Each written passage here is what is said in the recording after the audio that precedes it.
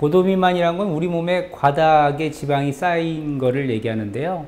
이 과다하게 지방이 쌓인 거를 평가할 때 쓰는 게 체질량 지수라고 해서 자기 몸무게를 자기 키의 제곱으로 나눈 거를 체질량 지수라고 하는데, 이 수치가 30이 넘으면 고도비만이라고 합니다.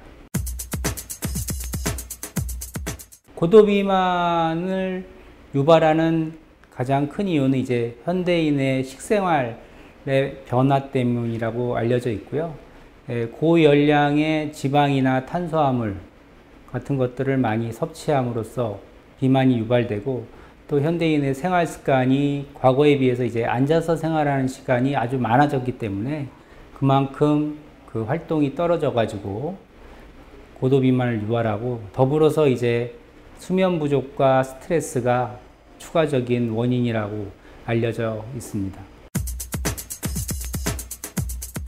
일반적으로 비만하고 틀리게 고도비만은 현재까지 과학적으로 밝혀진 거는 수술적인 방법이 가장 효과적이고 지속 가능한 치료 방법이라고 알려져 있습니다. 고도비만 수술은 어렵습니다. 하지만 전문 병원에서 비만 수술 전문 외과 의사가 고도비만 수술을 한다 그러면 일반적으로 외과에서 수술하는 대표적인 게 담낭절제술과 비슷한 정도의 위험성을 가지고 있습니다. 수술 시간은 대략 2시간에서 3시간 정도 걸리고요. 입원 기간은 짧게는 2, 3일, 길게는 5일 정도 지나면 퇴원하실 수 있고, 일반적으로 복부 수술과 마찬가지로 수술하고 나서 약 1달 정도의 회복 기간이 필요하고요. 1달 이후에는 일상적인 생활은 대부분 다 가능하다고 알려져 있습니다. 비만 수술은 비수술적인 방법으로 치료가 안 돼서 하는 게 아니고요. 대상 환자가 틀립니다. 그냥 단순 비만 환자들은 식이요법이나 행동요법이나 그 다음에 약물요법 이런 것들로 해서 조절이 되고 치료가 되지만, 고도비만 환자는 이런 치료 방법으로는 해결이 안 되기 때문에 수술로 치료해야 된다고 알려져 있고요.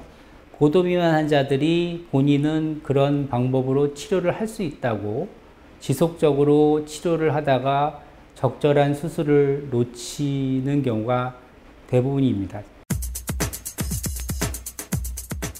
대부분의 환자들은 수술이 가능하고요. 금기가 되는 환자들이 몇몇 경우가 있는데, 그 경우가 대표적인 게 유전적인 질환 또는 내분비적인 문제에 의해서 유발된 고도비만, 또 하나는 정신과적인 문제가 있어서 이로 인해서 고도비만이 생긴 경우에는 수술의 금기가 됩니다.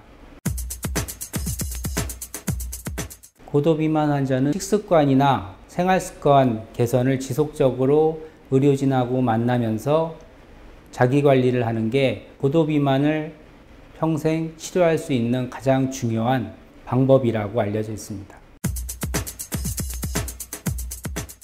고도비만은 일반적인 비만하고는 틀린 질병이라고 인식하셔야 합니다. 단순 비만과 틀리게 고도비만 환자들은 여러 가지 몸에 합병증이 발생하는데, 이런 합병증들을 너무 오래 방치한 경우에는 수술적인 방법으로는 치료가 안 되는 심각한 질환이 발생하게 됩니다.